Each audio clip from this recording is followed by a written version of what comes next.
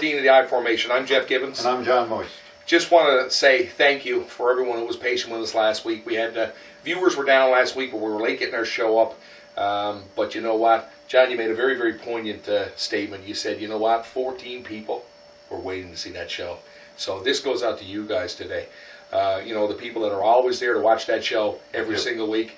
And yeah, thank you. So without any further ado, we're going to jump in. John, you got the fastest 3 minutes. Let's talk about last week's games. Okay, we'll start with New Orleans and Atlanta, which was last Thursday night. And we talked about this, I think, in last week's show, so we'll just do it quickly. Drew Brees, just to recap, that Drew Brees throws 5 picks for the first time in his career. Fails to throw a touchdown pass for the first time in 55 games. Atlanta, combined with the Tampa Bay loss to Denver, clinches the AFC South. The Saints need to win out now to have any chance of the playoffs. I don't think they're going to. Anyway, on to Jacksonville at Buffalo. Fred Jackson, C.J. Spiller, both have big games. Buffalo defense holds Jacks to 50 net yards rushing, and the Bills win their 5th game of the year. Jacksonville falls to 2-10. Next, Seattle and Chicago. Russ Wilson, great game for Seattle. Threw 2 touchdown passes, 293 yards, also ran for 71 yards. Marshawn Lynch had 87 on the ground and a touchdown. Sidney Rice caught the game winner in overtime to cap off a game which Seattle put up 459 yards of offense and gave themselves a huge boost in the NFC wildcard race. So Sidney Rice was also knocked out cold in that touchdown, but the ball crossed the plane before he was knocked out, so the game was over. Anyway, a big win for Seattle there. Chicago still beat up. Anyway, Indy and Detroit was an amazing fourth quarter comeback by Andrew Luck, capped off by a Donnie Avery touchdown reception with no time left on the clock. Andrew Luck is looking great. He is definitely a quarterback to watch in the future. The game is back and forth all day, but as luck would have it, Indy comes out on top to take a firm hold on a playoff spot, and virtually... As luck would have it, really? And Lions playoff hopes done. Anyway, Minnesota, Green Bay, Aaron Rodgers throws completions to 9 different receivers. Green Bay holds the ball for over 38 minutes. Adrian Peterson ran for 210 yards and a touchdown to continue his amazing season. It wasn't enough as the Packers hold the Vikings to 119 yards in the air, and combined with the Chicago loss, take over the division lead. Adrian Peterson now has 1,446 yards rushing this year, 300 away from his nearest competitor, Marshawn Lynch. Anyway, Carolina, Kansas City, the Chiefs ride an emotional wave to a well-deserved victory over the Panthers. One day before that tragedy struck the KC community, defensive end Javon Belcher killed his girlfriend, then drove to Arrowhead Stadium and killed himself in front of Romeo Cannell and other staff. Certainly a very black day for Kansas City. Jamal Charles rushed for 127 yards in this one. Brady Quinn threw 2 touchdown passes to secure the victory. But a very hard day for sure in Kansas City. New England at Miami. Miami kept this game close as the Patriots won their 6th straight game, clinched their 10th division title in 12 years. Brady led the Patriots on a 16-play drive to 8 up the clock in the 4th quarter, secured a victory, and end the Dolphins' chances for a comeback. Arizona at the Jets. What a fantastic game this was. 7-6 for the Jets. Greg McElroy threw the game's lone touchdown after Mark Sanchez is benched for throwing 3 picks. Rookie quarterback Ryan Lindley for Arizona was 0 for 13 on 3rd down conversions. Both teams will not be making the playoffs.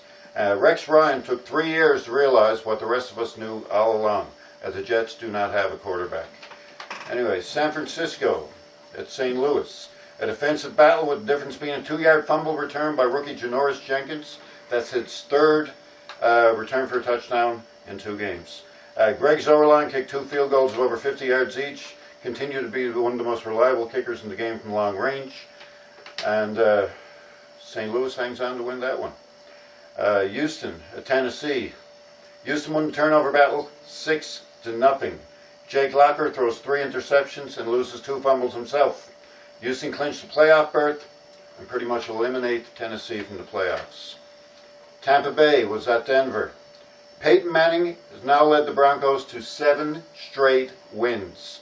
The defense has had plenty to do with that as well. Von Miller had a sack, a forced fumble, and an interception return for a touchdown. making a case for Defensive Player of the Year for sure. I believe Denver, even after 7 straight wins, have not played to their full potential. All the way to the Super Bowl for the Broncos. Pittsburgh at Baltimore. Charlie Batch actually played a good game. A 61-yard drive for a touchdown to Heath Miller in the fourth quarter. Steelers come from behind twice and win on a field goal as the clock ran out. Steelers' big win to keep their playoff hopes alive and hold on to that final spot. Ravens fall to number 3 in the conference. Terrell Suggs has torn biceps, but it's reported that he will play through the injury this week. Cleveland at Oakland. I got this one wrong. Jeff hit it. Second win in a row for Cleveland. Brandon Weeden threw for 364 yards. 116 of it went to Josh Gordon. Career high for him. Close game all the way, but the Browns win their second in a row. And definitely bears mentioning also the tight end for Oakland. What's his name? Myers, yes. Myers, yeah. Caught 14 passes for 130 yards and a touchdown. Now the third receiving tight end in all of football. So he's definitely coming on as well. Cincinnati, San Diego. Cincinnati's defense held San Diego to 46 net yards rushing, sacked Phillip Rivers 4 times. The Bengals win their 4th straight and remain strongly in the mix for the playoffs. Bengals are looking very good. Philadelphia, Dallas. Dallas overcame a 169-yard, 2-touchdown performance from rookie Bryce Brown. Tony Romo throws 22 of 27 for 303 yards and 3 touchdowns. Great game for Romo. Also, DeMarco Murray ran for 83 yards and a touchdown as a return from injury. Dallas keeps their playoff hopes and division title hopes alive. Last game now was the Monday Nighter, in which Washington played the New York Giants, and I had this one wrong. Jeff had it right, and Jeff wants to talk about Washington a bit here. Just a minute. Over to him. Just got to talk. Thank you. I just got to talk for a second about the Washington Redskins, who have won 3 straight. But what's also remarkable about this now, they go to 6-6. Those last 3 games, all divisional rivals. So that's a huge piece going into the end of this season. Right now, they're 1 game back of the Giants, who are faltering. Lost 3 of 4. You've got now the Cowboys at 3-3. Just a couple of things. The Giants in this game had the lead 13-10 at the half, and go back 26 road games, I think it is, or 21, I'm not sure.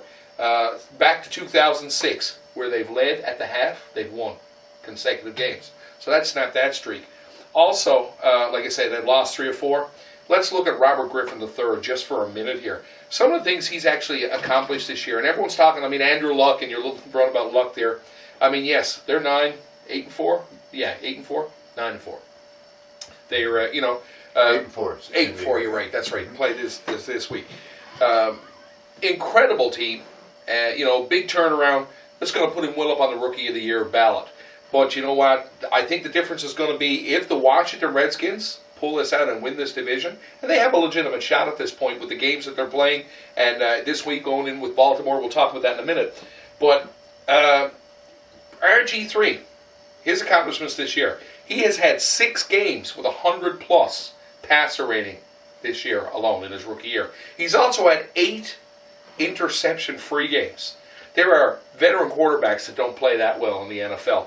Sure. He now has 712 yards on the ground here in Week 14.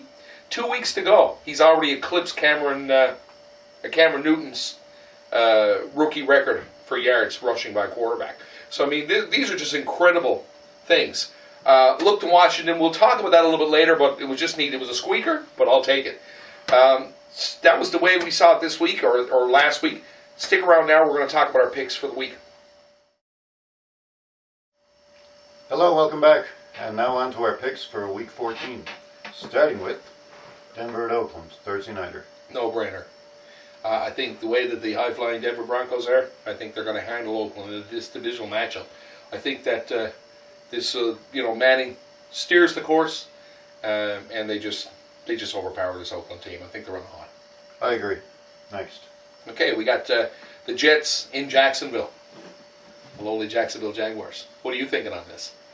I'm going to go with the Jets. I just think that the Jets have a better defense than Jacksonville right now. Offensively, they don't have anything really. But Jacksonville doesn't have a whole lot of offense either. And I will go with the Jets in a close, low-scoring game. to win this one on defense. You mean another 7-6 game? Here's what I think. Jacksonville at home, nothing to lose, everything to gain. The Jets in disarray. I see them like a bucket of chum to a shark. I think Jacksonville puts it together at home and beats them close. Okay. Baltimore is in Washington. Another great game. And I think we both see this one the same way. We do. Baltimore has a very tough schedule left, actually. I'm not sure. Is it they have to play Denver, they have to play the Giants. The last game of the season, they're in Cincinnati. If Baltimore doesn't watch it, they could find themselves out of the playoffs. They need to win a couple of these games, and there's really tough matchups coming. Washington is a team that is the #1 ranked run offense in the NFL right now. They're also the #6 ranked run defense. Washington is putting it together at the right time.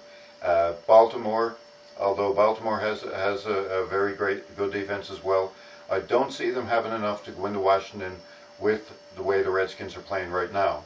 And I think the Redskins will win this one by 6. Yeah, I agree with you. I think they're poised to stay close on the Giants' heels. This is going to be a great finish now. Yeah. Next week, got Kansas City and Cleveland, and I'm thinking this week this could be the third in a row for Cleveland. I like the way in the dog pound defensively. I think they shut down the run, and I think they give Jamal Charles and Kansas City fits. I think they're over the Joe Van Belcher moment. Cornell has gained credibility with the team, I think, and that's something that may carry over. He's going to try to win a few games at the end of this season. They're better than they are on paper, or their record is on paper right now. Hopefully he can turn this around. He's going to get another shot there because they are a contender with the right set of circumstances. It's just incredible how they've fallen. But I see Cleveland winning at home this week. And Kansas City won that game last week on pure emotion. Now they got to go through a week whereby they're going to have to go to a wakes and a funeral, and I don't think that their spirits are going to be up to much for the game. They're going to be drained. And for the first time this year, I will pick the Cleveland Browns to win the game. I have yet to pick them this year, and I'll go on and say that I don't know about the coaching, but my rule of thumb generally is that if I can't say anything bad about Pat Shurmur, I'm not going to say anything at all. So on we go. Next, San Diego's in Pittsburgh. Steelers. Me too. Yeah. I can't see it any other way. They're back to that wounded gazelle that is the Baltimore Ravens, and I think right now they're playing good football. Batch impressed me in one play where he actually blocked one of his receivers into the end zone. That was an awesome play. I gave him a hard time being third string, but you know what? Somebody said, one of the commentators, Charlie Batch has been in the league 15 years because he's a smart quarterback. He is. And I think hopefully that they can hold on. Roethlisberger, there's rumblings he's coming back. So we'll wait and see how that goes. I see a long day for Philip Rivers here. He's a turnover machine. He's up against #1 ranked He's a punk. pass defense. So. Next, Dallas is in Cincinnati. This is going to be a rough one too, I think. Both of these teams have their defenses are playing well. Dallas gave up a lot of points last week, but their secondary is still pretty good. I still think Cincinnati playing the way they're playing now at the top of their game on a 4-game winning streak, and I'm going to have to say that the Bengals will beat Dallas by a touchdown. New and improved Cincy Bengals. I will say, though, that this will be a game to watch because I think both of these teams have something in the mix. They're both in playoff contention, so everyone's going to leave it on the field, right? Yes. St. Louis is in Buffalo to play the Bills. It's a tough one. The Rams are playing good ball lately, and they've got a good defense. Buffalo, they have nothing to lose, and their defense is starting to play as good as they're capable of playing in the last few games. Yeah. And St. Louis has to travel in this one, and although I think it's going to be a close game, I do see Buffalo holding on and beating them by a field goal. I agree. I think it's close. I think Buffalo wins at home. Tennessee is in Indianapolis to play the Colts. I don't even see this being close. That's my call on this. I mean, I agree. The Andrew Luck show, I think Tennessee is a beaten, wounded team, and they've dropped out of contention now. So they may go play. It is a divisional rivalry, so, I mean, they will play. They'll come out. Johnson will try to run the ball, but I think this is not even close. I'm saying Indianapolis by a couple of scores. Big game for Andrew Luck. Absolutely. Here's another one we don't agree on. The Atlanta Falcons are in Carolina to play the Panthers. Now, here's my take. Cam Newton has looked great over the last couple of weeks. He's had that really bad sophomore kind of run this year. People, he's stunk it up a few times. He really hasn't come and emerged like he did last year, where he gave defensive lines fits when he broke out of the pocket, and scrambled. He hasn't had that mobility, that portability as a quarterback this year, but we're starting to see glimmers of what came from last year. Atlanta has made a lot of mental mistakes over the last few games. Matt Ryan looks beatable to me. He looked beatable against Oakland, and certainly he was beatable against the New Orleans Saints. And I think that this team can give these guys, a good game at home. I think they upset the Atlanta Falcons. I disagree, although I do believe that this will be a close game, as it always is usually between Carolina and Atlanta. I think the last time they faced each other was earlier this season when Atlanta managed to beat Carolina by 2 points, and Cam Newton had a good game in that one as well. I do think, though, that Atlanta is just a better football team, and I think they're playing at the top of their game right now, and their defense has started to play very well in the last couple of weeks as well. I'm going to call Atlanta to go into Carolina and beat them by a field goal. Okay. Philadelphia's in Tampa Bay. I don't think Philly can beat them in Tampa Bay. I don't think Philly can beat them in Wembley Stadium. I don't think they can beat them anywhere on this planet. Got to be honest with you. Philadelphia is not in the playoff hunt. Tampa Bay is well in the mix, and they're going to be playing hard. They're going to be at home. They do have the #1 ranked run defense in the NFL. Makes the other team one-dimensional, and that one dimension for Philadelphia is going to be Nick Foles. And I really think that Tampa is going to win this one by a touchdown. Hey, Martin! And don't forget Martin is right. We got Chicago in Minnesota. Another interesting game. Very interesting. Minnesota has a great run defense. So does Chicago. Neither team. I think they're 31st and 32nd ranked pass offenses in the game. Both teams like to run the ball. I just think that the Bears have a better football team. I think so too. Yeah. I think at the end of the day, they'll stop Adrian Peterson. They'll control Adrian Peterson, and I think that Brandon Marshall lights them up. Just my call. I think they established the run. Forte's back. Not a bad call considering the fact that Minnesota just overtook Tampa Bay and now is the 32nd ranked pass defense. What are you, Rain Man? I just know the stats. That's I don't know if there's any good. It does me any good. Definitely K-Murph. The next one, we got the Miami Dolphins going into San Francisco to play the 49ers. What do you think? Here's what I think. And I love what you talked about. Just got to give this guy credit. You know what? I don't want to take this away from you. Tell us what your take is on Colin Kaepernick. Kaepernick, I didn't say anything about him last week. I know Jim Harbaugh said he was going to go with the hot hand. And this was his reason for having Kaepernick throwing the ball for San Francisco. Before Alex Smith went down to injury, the last 6 quarters that he played before his concussion, he was 25 for 27 with 4 touchdowns and 0 picks. The hottest hand in the game at the time. He also, on the season, had a 70% completion rate and a 104 quarterback rating. So who had the hot hand, Mr. Harbaugh? What's going on here is that, the hot hand, that's bullshit. Cap is Harbaugh's boy because Harbaugh drafted him.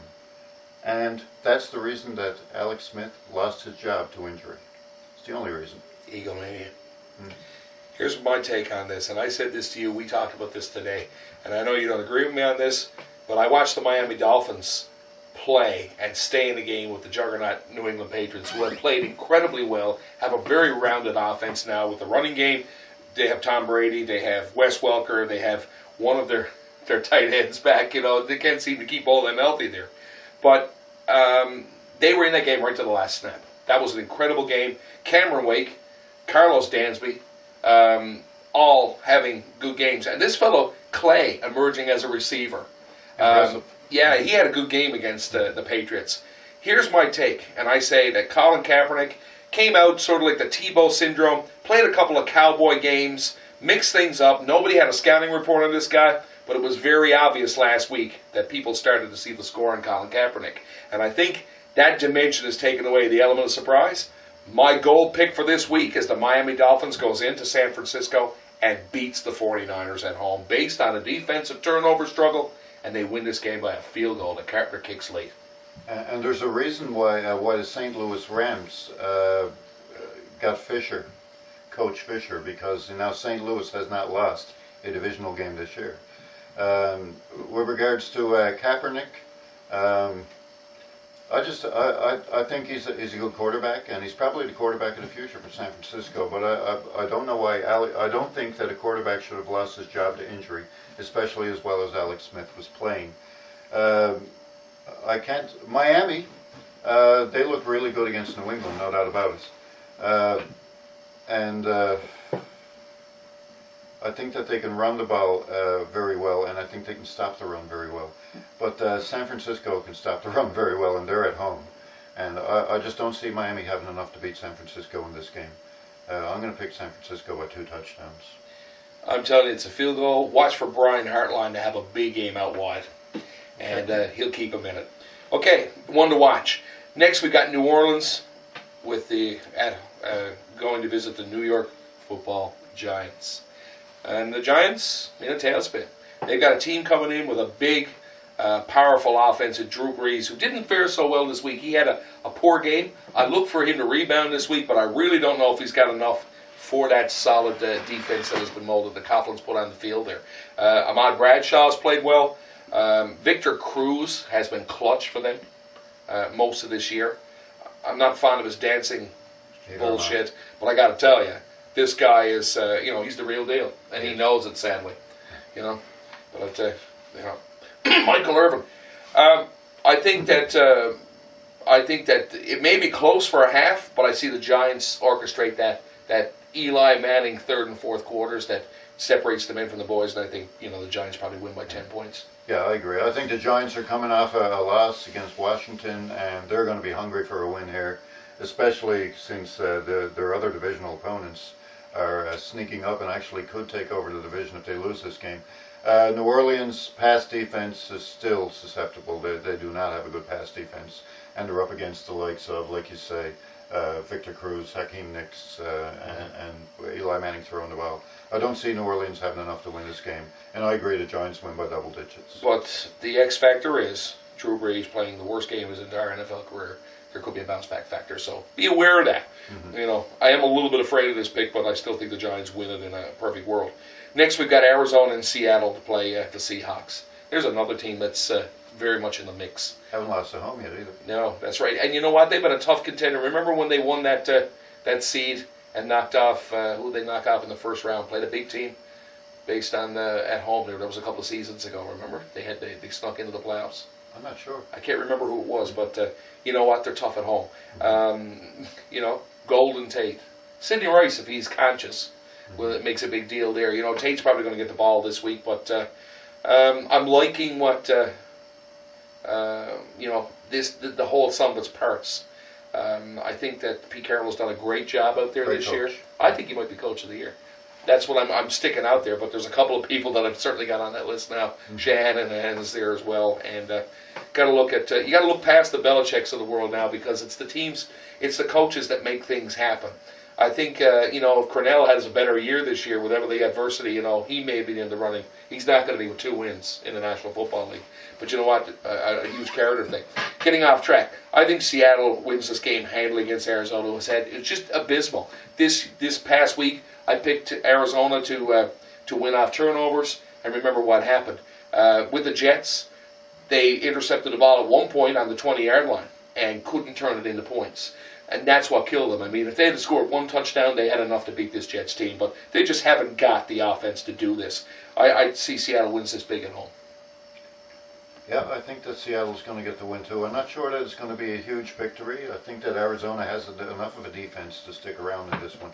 When we talk about great rookie quarterbacks, we neglect to mention Russ Wilson most of the time. And he's another one of these guys that doesn't make a whole lot of mistakes. And he's doing a very good job for Seattle right now, as is Pete Carroll, of course, who is just doing a great job of coaching. But Seattle hasn't lost at home this year, and I think they'll beat Arizona this week. I think it might be closer than expected, though. I'll keep that under advisement. Next, we've got Detroit in Green Bay to take on the Packers. Very important game here for the Green Bay Packers, as you know. They've just taken over first place in their division by, the Bears losing this week and them winning. So it's important that they keep winning out. This was a team that we both picked at the beginning to win it all.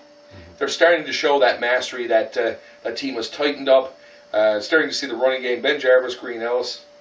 I can't believe I just said that. Ben Jarvis, Green Ellis. No, that's all right. You're allowed to make mistakes. Starks on the ground is the number one guy. Yeah, Starks. I don't know where I was that time. Maybe I was thinking about law firms. But we'll just have to get back to what I was saying.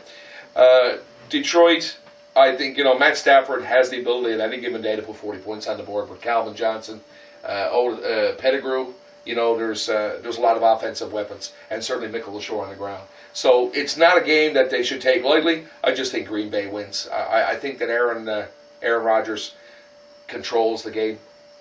They use the run, and of course, no shortage of offensive weapons there with regards to receivers. And I just think that they win this game. It's probably going to be a shootout, though. I think it's going to be close. I agree. I think Matthew Stafford right now is the number one in passing yards. He's come from behind to do that, and he's really been sparkling the last few games.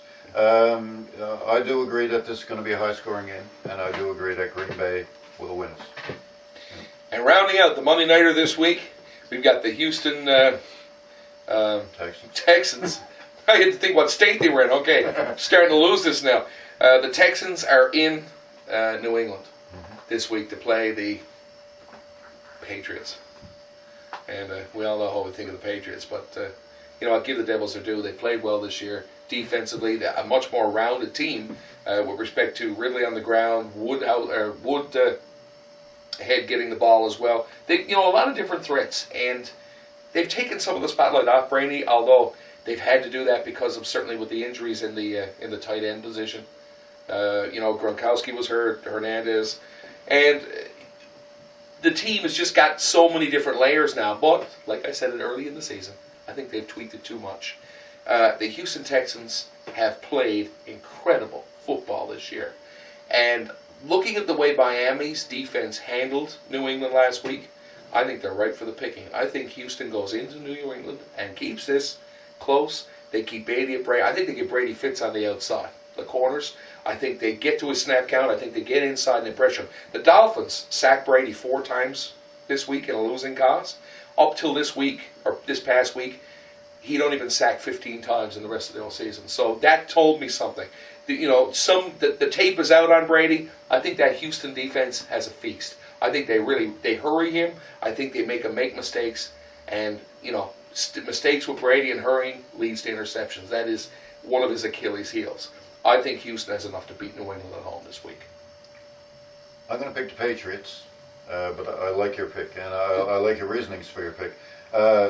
Houston, the Patriots, the one weakness that they do have once again is in their secondary, which means Andre Johnson may have a big game. And Houston's going to put up some points in this one. There's no doubt about it. I just don't. New England, however, is the number one offense in the NFL right now, and I think that they will outscore Houston. And I think it's going to be a high-scoring game.